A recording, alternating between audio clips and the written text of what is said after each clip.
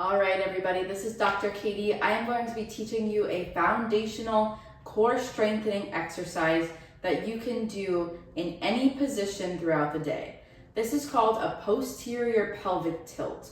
It's a little funny to feel at first, so I'm going to give you a couple analogies for you to kind of get the gist of it and see if you feel comfortable with it. Once you conquer this, you can progress it, and I'll show you other exercises and other videos on how to progress it, but it's super important that you understand how to do this one motion properly and accurately. So again, this is a posterior pelvic tilt. We're gonna be laying on the floor for this today. If you do not normally get on the floor or have difficulty getting off of the floor, do it on a bed, do it on a couch. Don't get yourself in a position that you might have trouble getting out of, okay? I'm gonna show you here. I'm gonna show you and hopefully give you some tips and tricks on how to do it properly. So you're gonna be starting in a position laying on the floor, on your bed, on a couch, wherever you decide. As you lay here normally, our back has a natural curvature. Our back feels, maybe it's a little arched, maybe it's not, maybe it's completely flat, but normally there's a little space in between our back. And I'm gonna move my hand so you can see. When I lay here, there's just a little arch here. The goal for this posterior pelvic tilt, the first analogy I'm gonna give you is that if you put your hand here and you can slide it under your back, you're trying to press your spine into that hand. So when you do that, you're flattening your back. And as you do that, you should notice that your pelvis actually rotates as you do that. I can't do this without moving my pelvis. So when I'm flattening my back here and pressing down into this hand, my pelvis rocks back, okay? So that's the first way to kind of feel the motion we're going for. It's a very small motion. You shouldn't feel a lot of muscle contraction, but I'm gonna give you another analogy that can help you figure this out.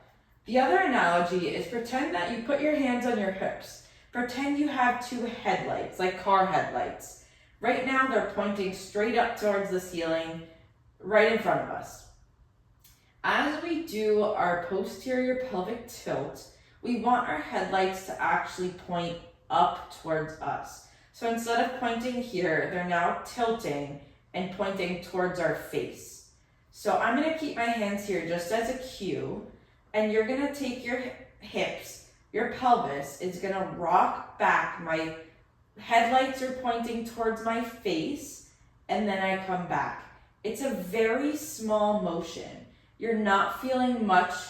You're not feeling like, wow, my muscles are really contracted right now. I can feel a lot. It's very small, it's very simple. We're coming here.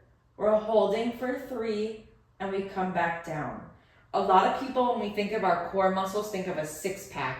They think of our abs that every supermodel has, nice tone abs there. That's not the abs we're going for. That is a muscle, an abdominal muscle, but we're going for an activation of a muscle belly that actually comes across our stomach this way, called the transversus abdominis. This muscle is so important for people with low back pain. When we have back pain, we typically, instead of activating our core, we're activating our back muscles. And that's what causes all of our pain. We have to turn off our back muscles, make sure our core is strong, and when we can activate our posterior pelvic tilt with all of our activities throughout the day, your back is going to be feeling so much better. So let's get to it and let's figure out how to get this turned on.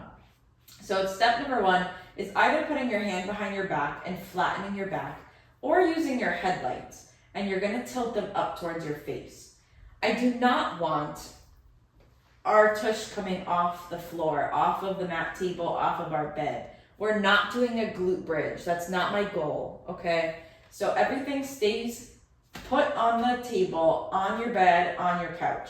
All you're doing, use your headlights for your analogy. We're tilting our headlights back. We're flattening our back. We're holding for 3. 1, 2, 3, and you come back down. It's very small. I just want you to feel something turning on in your lower abdominal region on your stomach, okay? We're trying for 10. You're holding for 3. If you can't get to 10, try 5, try 3. whatever you can maintain good quality. So I'm gonna keep my headlights here so I feel what's actually activating. We're turning up and coming back down. We're holding for 3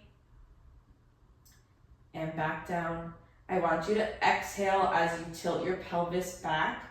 So exhale and inhale and exhale and inhale and exhale and relax. And this is 6 and relax, and 7 and relax. Good. My butt is not coming off the table. And relax. 2 more. And 9 and relax, and 10. Good. I want to just focus on the posterior pelvic tilt in this video. I will film other videos of progressions of that. I want you to really focus on this. If you're not feeling what you think you should be feeling, try again and really think about those headlights. Feel your hips, put your hands on your hips, exaggerate arching your back, exaggerate rocking back. See what that feels like, and then tone it down a little bit and see if you can feel. Really put your hands on your hips, hands on your pelvis, feel your bones, and see what that feels like, just to move your pelvis. Again, I'm not lifting my tush off the mat, off your table, off your bed. It's all staying on the ground or on your surface, and you're just tilting small. Okay? Really try to get that one down. That's the foundational exercise to get our core muscles feeling a lot stronger. Again, I'm going to film other videos that show progressions and regressions of that, but stay tuned. I hope that helped. Once you conquer that, we're going to be good to go. It's our first step in decreasing your low back pain. Stay tuned.